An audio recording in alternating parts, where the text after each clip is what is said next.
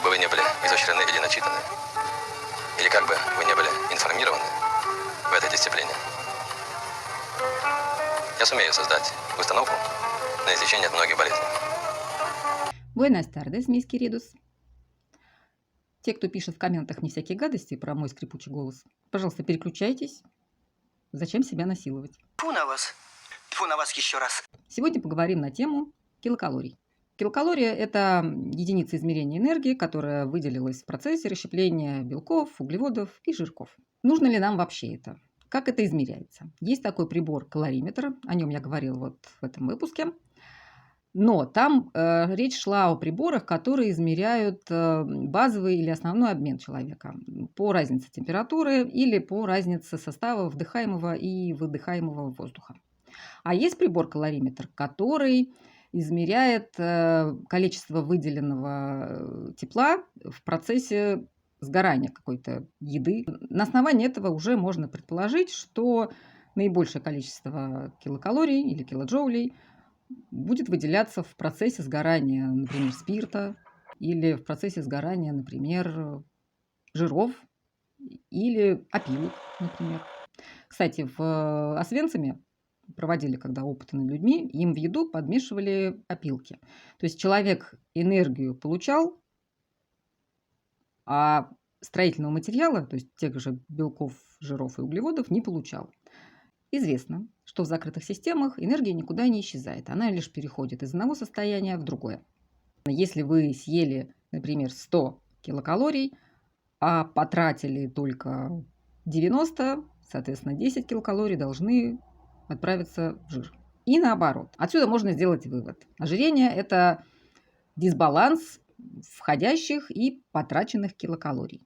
То есть вроде бы как меньше ешь, больше двигайся, и все будет хорошо. А так ли это? А вот не так.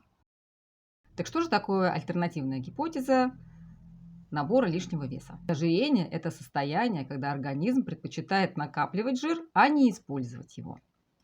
Чем альтернативная гипотеза отличается от общепринятого убеждения? Согласно общепринятому убеждению, не имеет значения, что вы едите, важно только количество килокалорий. Если вы употребляете больше килокалорий, чем тратите, то набираете вес. Согласно этой альтернативной гипотезе, то, что вы едите, и имеет значение. И дело не в энергетической ценности продуктов питания. Могут ли калории, которые мы получаем, создать такие условия, при которых наш организм будет охотнее накапливать избыточные нутриенты, чем использовать жир? Это значит, что если два человека могут съесть одинаковое количество пищи и сделать одинаковое количество упражнений, но набрать разное количество жира. Значит ли, что это нарушается первый закон термодинамики? Конечно, нет. Инсулин – один из факторов, влияющих на обменные процессы. Скажем так, это фактор ключевой. Если вы употребляете продукты питания, которые сильно повышают уровень инсулина и увеличивают инсулиновую резистентность ваших клеток, то организм будет охотнее накапливать жир и не использовать его. Никто не обсуждает тот факт, что инсулин – это самый важный гормон, который обуславливает накопление жира жировыми клетками. Но почему-то все обсуждают, что приводит к тому, что люди, которые состоят из миллиардов жировых клеток, набирают жир.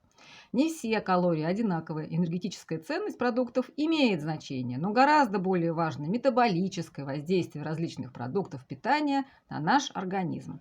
Что важен состав продуктов и важно смотреть гликемический и инсулиновый индекс продуктов. Вот, например, молочные продукты имеют низкий гликемический индекс, но при этом у них очень высокий инсулиновый индекс. И для тех, кто хочет перейти на кето-питание, это питание жирами, об этом я расскажу в каком-нибудь из последующих выпусков, очень важно, чтобы инсулин не поднимался. Но, например, для таких, как я, можно. У меня, я теперь уже могу сказать, в прошедшем времени был диабет первого типа. Многие врачи со мной поспорят. Они утверждают, что о первом типе диабета нельзя говорить в прошедшем времени. Что этот процесс может просто медленно развиваться, и рано или поздно все равно у меня обнулится инсулин. Но прошло уже почти 20 лет, и он не обнулился. После одной плохой процедуры у меня резко упал С-пептид, это и есть инсулин. вынуждена была перейти на низкоуглеводную диету. Я в своей группе в Телеграме, вы можете на нее подписаться, скинула интересную статью, называется «Не спортом единым. На что мы тратим энергию на самом деле». Наш мозг расходует намного больше килокалорий, чем наши мышцы. Эволюционный антрополог Герман Понцер разрушил миф о том, как люди сжигают килокалории. Он проводил исследования. Студентку подключили к ней вот этот калориметр, который по разнице состава воздуха измеряет, и заставил ее считать от числа 1022 вычитать 13. В результате этих упражнений у нее увеличивался пульс, увеличилось давление, и калорий тратила она намного больше, чем при физических упражнениях. Пользуясь методом, разработанным физиологами, изучающими ожирение, Понцер и его коллеги систематически измеряли общее количество энергии, которое тратится в день животными и людьми в различных сферах жизни. Ответы, полученные на основе этих данных, часто удивляют. Физические упражнения в среднем не помогают сжигать больше энергии. Активные охотники и собиратели в Африке тратят ежедневно не больше, чем офисные работники в Иллинойсе, ведущие малоподвижный образ жизни. В начале 2000-х годов ученые мало что знали об общих энергетических затратах человека. Количество килокалорий, которые 37 триллионов клеток организма сжигают за 24 часа. Это очень странно, потому что в 1999 году в Институте питания говорили, что они все знают о проблеме ожирения. Они знали, что базальная скорость метаболизма приблизительно одинаковая у крупных млекопитающих с поправкой на размер тела. То есть считалось, что человек сжигает энергию примерно с той же скоростью, что и другие приматы. Но потом выяснилось, что человек сжигает все-таки на 20% больше энергии. Ученый вернулся к основам, измеряя калории, затраченные людьми и животными при ходьбе и беге на беговых дорожках. Млекопитающие используют кислород для преобразования сахаров из пищи в энергию. При этом побочным продуктом является СО2. Чем больше СО2 выдыхает млекопитающее, тем больше кислорода и калорий оно сожгло. В связи с этим открытием мне сразу пришла в голову мысль, что нам скоро думать запретят, потому что мы же начинаем больше расходовать кислорода и выделять в окружающую среду углекислого газа. Какие же выводы можно сделать из этих статей? Конечно, влияет на наш вес состав еды, и это очень важно. Но и спорт очень сильно влияет. Но влияет он не как расход энергии, а он влияет на то, что мы усиливаем метаболизм, а также мы влияем на сосуды, на работу сердца.